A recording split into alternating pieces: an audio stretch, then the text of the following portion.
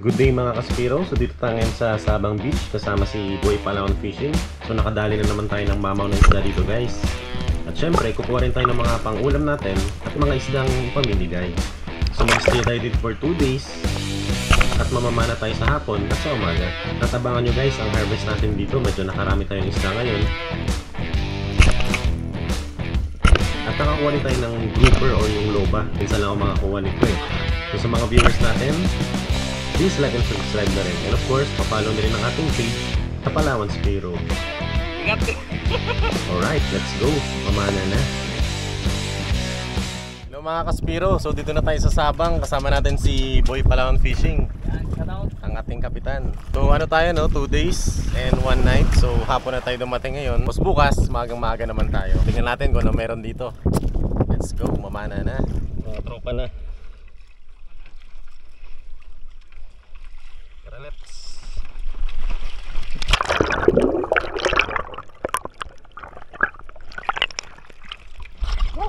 Linaw. Oh.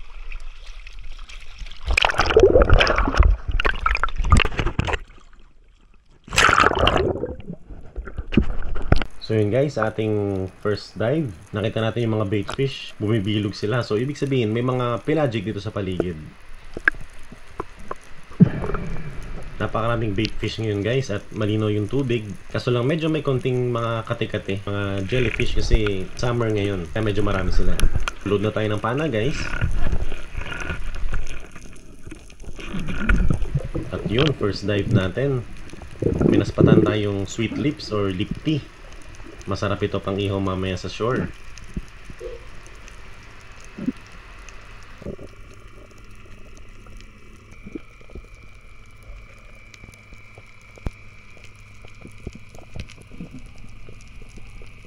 So survey tayo ng area at yun guys, bumalik. At ito ang ating first fish na hindi tatamaan. So guys, first shot natin sablay. So, at yun yung mga bait fish guys, oh, buhay na buhay. Para may humahabol sa kanila. At meron pala tayong audience dito, green sea turtle. Very common yun dito sa Sabang kasi nagpapakawala rin sila dito ng mga maliliit na mga pagong, mga baby na mga pagong. So yun guys, second dive natin. May nakita tayo dito sa ilalim ng bato na suno or coral trout.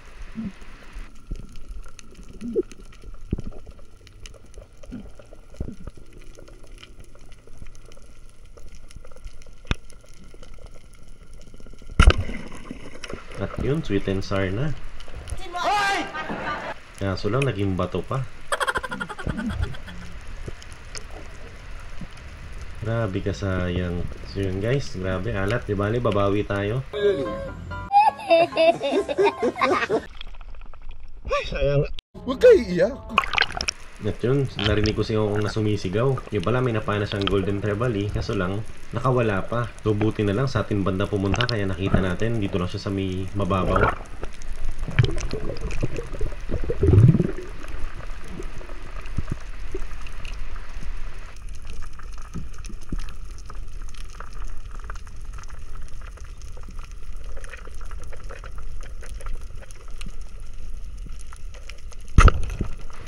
At yun guys, sapul na sapul. Stone shot. So mapapansin nyo, halos hindi na pumalag yung isda. Stone shot na lang. Diretsong nakatulog na. So mapapansin nyo, may lumabas na dugo na green. So good sign yan. Ibig sabihin yun nga, na stone shot natin siya. Nakalapitan mo to? Ayos. Dalawa yan, ganyan kalaki. Kaya na pa ako nagasigaw sa'yo. Dalawa sana tayo magkano. Ayos. Madalis. Nakasangat ako. Ayos.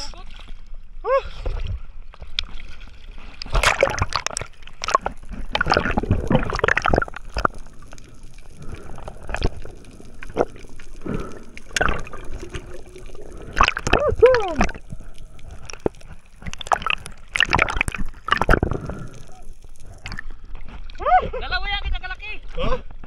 Doon ka pala, okay, sigaw anak ka. Kaya nga. Ay, nagpagano, sabi ko baka magalis. Ayos.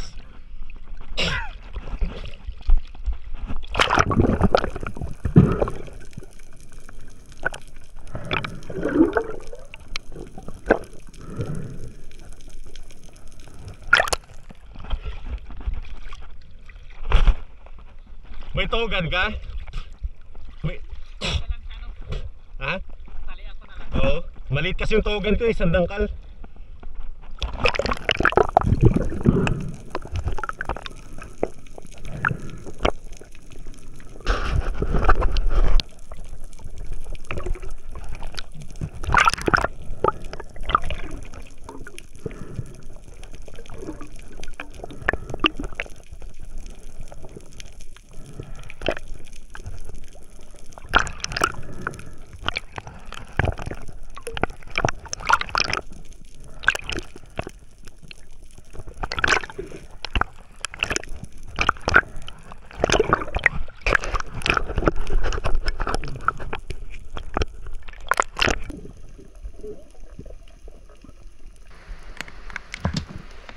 So ito guys, nakapag-warm up na tayo.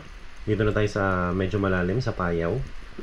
So tinitingnan ko yung dive watch. Nasa 18 meters itong payaw na ito, yung pinaka-bottom niya. So kadalasan kasi meron dito mga batfish, may mga talakitok. Yan, medyo madilim na dito sa baba eh. So yun guys, nakita natin yung school ng batfish or ng bayang. At kukuha tayo ng isa.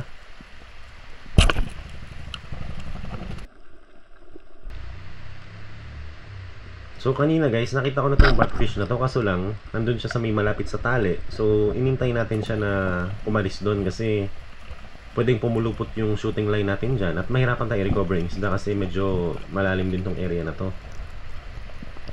So binitawan ko na lang at nag-focus na ako paakyat.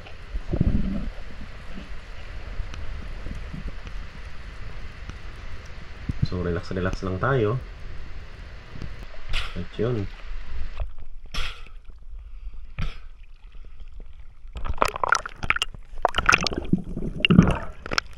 So buti na lang, nandyan din si Ong Ong. So unti-unti niyang hinihila yung buya natin kasama yung spear gun at yung isda. So mapapansin nyo guys, sobrang smooth na ng paghihila niya kasi yun nga, pwedeng mabitas pa tong isda. At yun, nandito na yung ating batfish.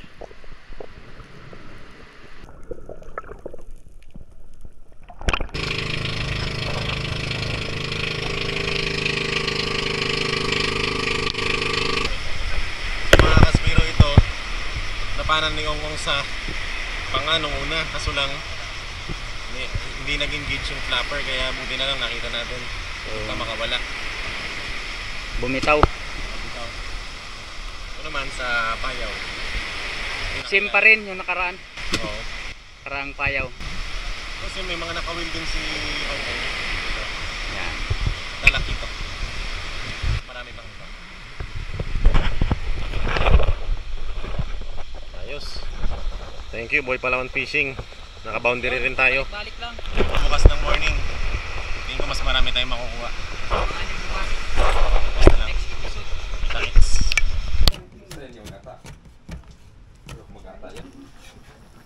Malapit na maluto guys. Bango, grabe. So guys, ito na ang ating huli. At the rest is pinamigay natin sa mga crew dito and kay Ong Ong. Right, kain tayo. Grabe, fresh na fresh. Itong reward ng spear fishing. Tikman na natin mga kaspiro. Ito yung paborito ko, yung taba niya. Bored. Sarap. Sarap ng sabaw tsaka ng Totoo. isda. Panalo. Parang nagkakamisan. Kain tayo. The next day.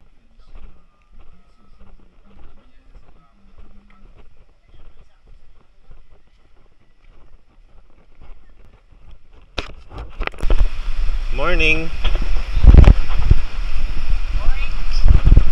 Kanina ka pa? Bago lang.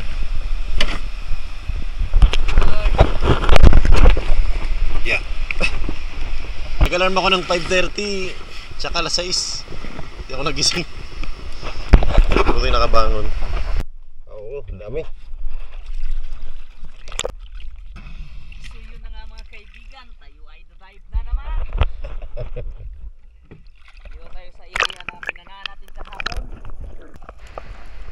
So yun guys, sa first dive natin, manakita tayong mga lobster. At yun, medyo malaki-laki na ito. Pero yun, chinek ko lang muna. So hindi ko pa dala yung spear gun ko nito, no? So dadive natin ulit para kumuha tayo ng isa.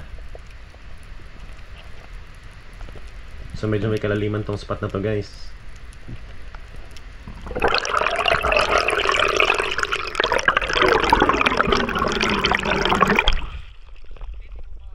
Ha? Oo. May dalawang lobster doon. At yun, niload na natin yung spear gun natin ng isang goma lang para hindi magbara yung bala natin sa bato. So dito siya sa may bandang kanto, no, sa pangantuan, sa may edge ng reef. So buhangin na yun dyan sa unahan.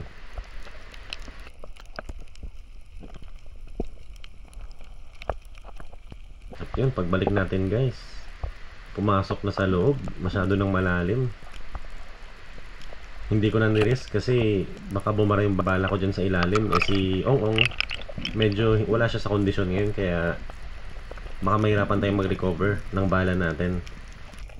So guys, dive ulit tayo dito sa payaw. Mapapansin nyo, medyo luminaw na yung tubig kasi umaga na.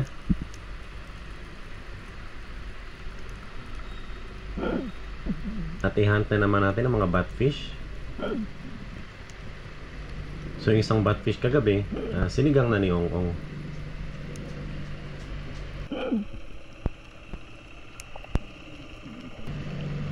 At yun, may nakita tayong malaki.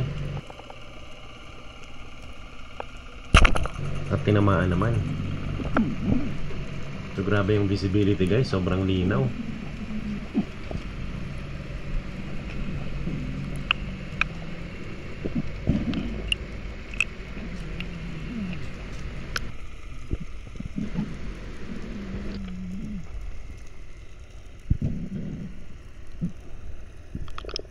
So yun, unti-unti na nating hilahin at ingatan din natin baka mabitas.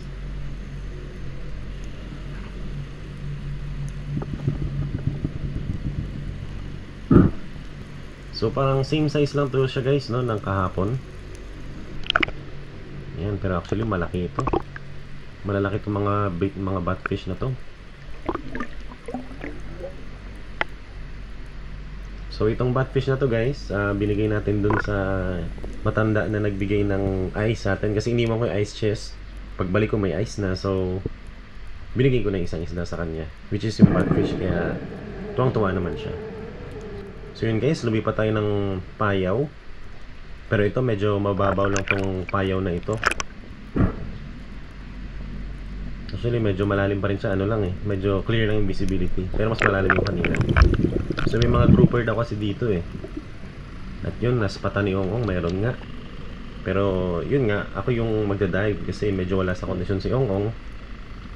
So sige, babain na natin. At yun guys, mayroon nga malaki. At tinamaan naman natin.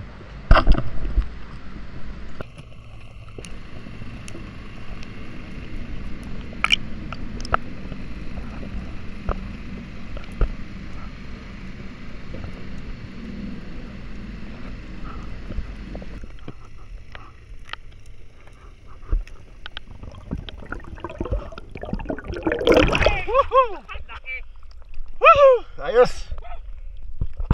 May isa pa doon? May isa pa. Dragalis.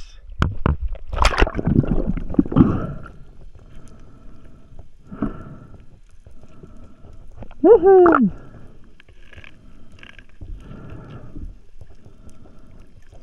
Okay ba?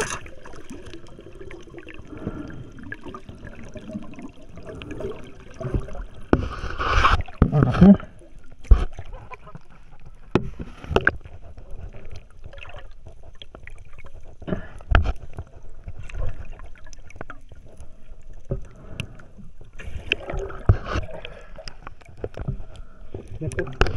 Huh?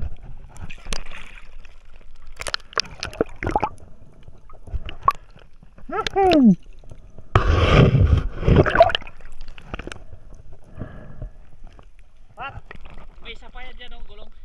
Sige. Ganyan din. So kagabi daw guys, may mga nangangawil dito pero hindi nila to nakuha kasi hindi basta-basta kumakagat, mukhang kailangan babain talaga at panain eh. At yun nga guys, may isa pang grouper, so dalawa ito sila. Babain na natin. So tignan nyo tong grouper na to guys, naka-camouflage. Hindi nyo rin nakikita, 'di ba? Buti na lang gumalaw. Yun, sumiksik dun sa gulong. At tinamaan naman. Actually, winarningan ako ni Ong na huwag tatamaan yung gulong.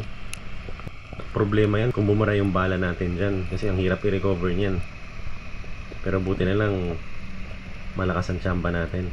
Pwede na!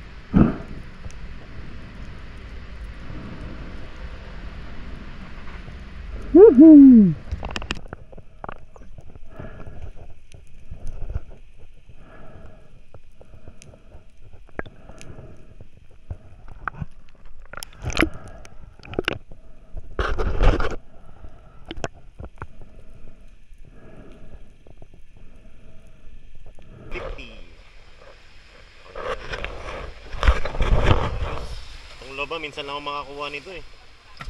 Ay, boy pa. Ang loba talaga, tagal mamatay, no? Oo, boy pa rin.